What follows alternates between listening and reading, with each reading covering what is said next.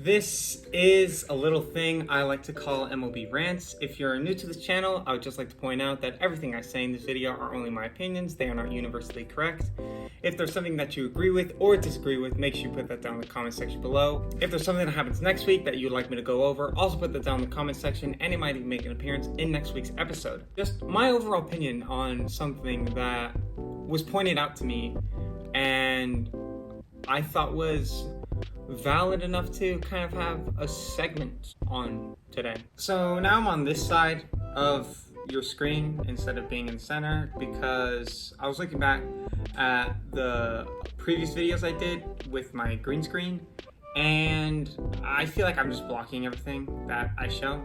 So we're gonna have this nice area for everything that I have to say and anything that I have to display, because I've been doing a lot of brackets lately, and I feel like one of the problems is the fact that you can't really see my brackets after, you get to like the semifinals and then it kind of gets cut out by my body. So I'm over here now. Hi. Things gonna be displayed over here. And that's it. Let's get straight into this. This is MLB Rants 2021 season, episode 14.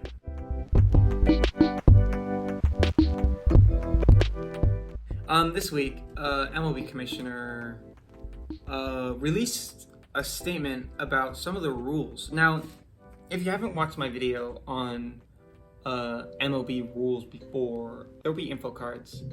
But essentially, what the commissioner said is the 7-inning doubleheader rule and the extra inning with runners on second base rule are going to be extinguished from the game. The commissioner said that the only reason why these rules were put in place in the first place was because of the pandemic. I think this is a terrible idea. A, for the fans, and B, for the players. There have been a lot of people complaining about the extra inning rule, which I don't get, because they're not getting mad because it doesn't speed the game along, or they're just getting mad because they feel like it's a cheated way of the game. They feel like it's not traditional baseball, and if it's not traditional baseball, then it's a problem. And I feel like we shouldn't really listen to them, and I feel like the MLB commissioner is kind of listening to them a little bit too much. MLB needs more fans. One of the things that will help with this sport getting more fans is the time being cut down, because MLB games take about 3 hours to play out, and extra innings go on forever. And I thought this, runner on second base for extra innings was a pretty smart idea for speeding the game along, basically, because you have a runner in scoring position and all you need to do is get one base hit and they probably score. But they're getting rid of that because of the pandemic. And then I said the 7-inning doubleheaders. What they do is if a team has a doubleheader game, instead of playing 9 innings, they'll play 7 innings. And the fact that they're getting rid of that is kind of a problem, especially now that we're seeing so many doubleheader games now, and it's not good for pitchers, it's not good for players. If you go into a game against, like a certain team, and let's say this team is like really bad, and you end up scoring, you end up scoring 10 runs in the first inning, let's say, and they don't have, they use like 4 pitchers in that inning. It doesn't work. It really doesn't work, because then the bullpen is screwed. You might as well just give them the second game if you're going to play 2 9-inning games. That's just ridiculous. Even the strongest bullpens in the MLB couldn't be able to handle that kind of stuff. And the fact that they're getting rid of this rule is just, I don't know, it seems kind of crazy to me. But, they got rid of it, I guess. So, or they're going to get rid of it next year, beginning, and we won't see it anymore. But I feel like hopefully players will see the problem in this and hopefully speak up about it, especially pitchers who have been talking all season about foreign substances. So maybe this, something that actually affects them, will, it be something that they realize and something that they discuss with the commissioner, because playing 2 9-inning games isn't easy for a pitcher's arm. You got to keep it healthy, and if you want a pitcher to pitch in 2 innings, he might not be able to pitch the next doubleheader game. So I don't know. I think it's stupid to get rid of both of these rules because 7-inning doubleheaders help with pitchers, and the extra inning rules with runners on second base helps with getting more fans, and we're just botching both of those. But who knows? It could have a positive impact. I genuinely don't think it will, but hey.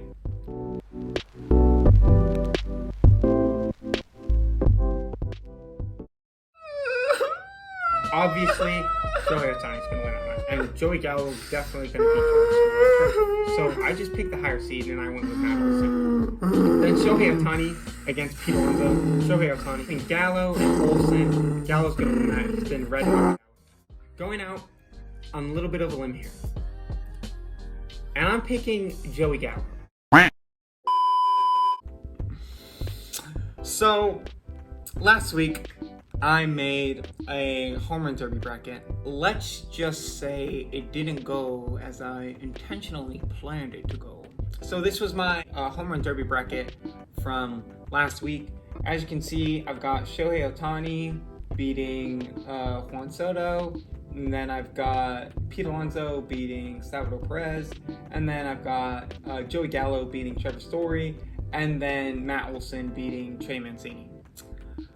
I only got one thing right in the entire thing, and that was Pete Alonso beating Salvador Perez. Shohei Ohtani lost in the first round. Joey Gallo lost in the first round, and Matt Olson lost in the first round as well. And then Trey Mancini went on to play Trevor Story, and Trey Mancini won that game. And then Juan Soto went on to play Pete Alonso. Pete Alonso won that, and then Pete Alonso beat Trey Mancini in the championship, won $1 million. Bigger, like $400,000 more than his salary.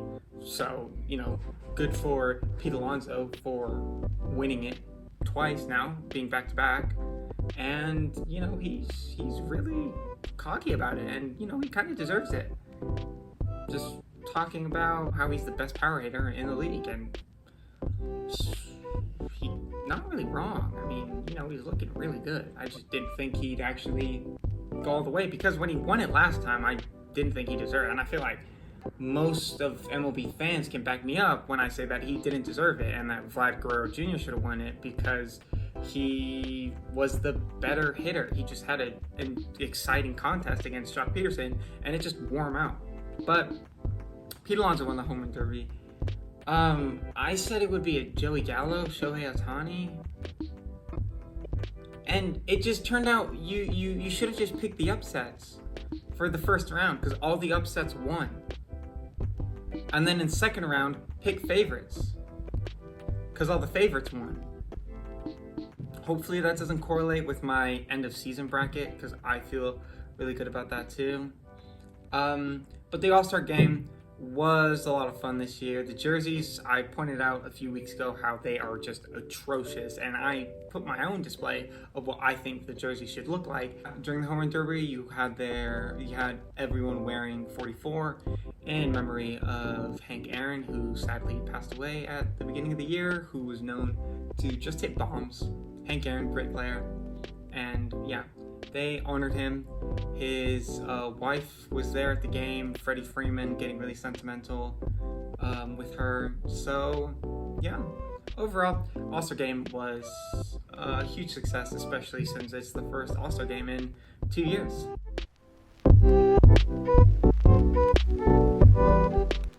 Now, going from the All-Star Game to something that was pointed out to me this week. The problem with the home run derby this year is, if you watch the home run derby, you had a split screen of the guy hitting and then of where the balls was going. But because the person hitting was hitting so frequently and so constantly, the balls were just flying everywhere essentially. And at that point, you kind of lose track of how many home runs there are and how far the home runs actually go. I'm going to sidetrack here, and then we'll get to the main point, because this is part of it. If you've ever watched golf, what they do is they set up a camera behind the tee-off spot of every hole. And what they do is when the golfer hits the ball off the tee, they follow the ball with a marker, essentially. Like, they'll follow with a... If you need a visual, here's a visual for you. I thought for something like the home run derby, where they're constantly hitting home runs, why not do that? Maybe getting, multiple lines on there at once might be an issue, but when you think about it, you'll most likely only have 2 lines at a time. And what you'll do is you'll have the guy hit the ball, and then it goes into the air, and then drops into the stands, and then you see how far it went, and then it disappears, and then a ball is already going to the stands, and then another ball is going over to the stands, and you just see that over and over and over again. And I just feel like if we treated the home run derby like golf in a sense, where we track the balls behind home plate, I feel like that could be a more enjoyable way to watch the game, because we can see where the ball goes, we can see how far it goes. Whereas, they tried setting up markers, but in the end of the day, it was so hard to actually figure out how far each ball was going. There's not really any need for a catcher to be there. You can just let the ball roll to the backstop and have a ball boy pick it up there, so you can just have the camera set up so that we can see where the ball goes, because they're hitting the ball every swing essentially. So I don't get why they have a catcher, but if they were to place that catcher with the camera, and that camera tracked wherever the ball went with like a marker or a line, I feel like that could be a pretty interesting thing to do. And not only for the home run derby, but possibly for in-game as well. I'm not sure how you would do it. I mean, you've got all these 360 cameras, so surely you at least have one angle where you'll be able to get that kind of wit, and where you'll get you see Amazon StatCast, like they follow the ball wherever it goes when they give you the launch angle and like the launch velocity and all that kind of stuff. So what's the harm in implementing that? I feel like it'd be really interesting. And when a home run hitter is up to plate, why not just pan around and see how far they hit the ball? And it'll be a much better way of just watching it from the pitcher's man. But for the home run derby, I feel like they should do that. They should get rid of the catcher, because there's no need for a catcher to be there, and just have a camera set up so that the camera can track wherever the ball goes and treat it like as if it was a golf tee shot and just follow it with a line. That is it for this week's episode. If you enjoyed it, make sure you hit that like button and also hit the subscribe button. Put on that bell for push notifications so that you get the notification every time I upload. In case you forget, I upload on a weekly basis every single Friday. If there's something that you agree with or disagreed with in this episode, make sure you put that down in the comment section below. And if there's something that happens next week that you would like me to go over, also put that down in the comment section, and it might even make an appearance in next week's episode. I hope you like the setup for this episode. A lot more clear, not like, being right behind me, but, to the side of me so that you can see what's going on. But, yeah, that's it for this episode, and I will see you in the next one. Peace.